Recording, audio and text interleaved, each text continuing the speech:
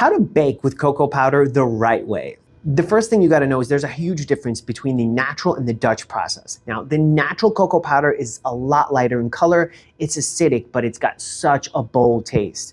Whereas the Dutch process one, it's darker, dissolves easier, but it's much more mellow tasting. When it comes to baking, chemistry is everything. So the big difference you need to know is that the Dutch process is treated with an alkali that removes the acidity, so it only works well with baking powder.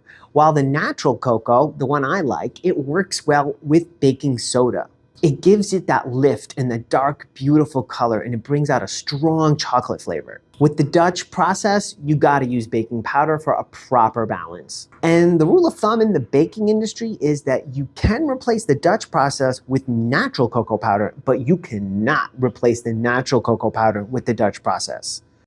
But my favorite part is blooming your cocoa. It brings out this rich chocolate flavor in all of our desserts. You can whip or blend it in hot water or coffee. This will intensify the flavors that's trapped in the solid particles of the cocoa.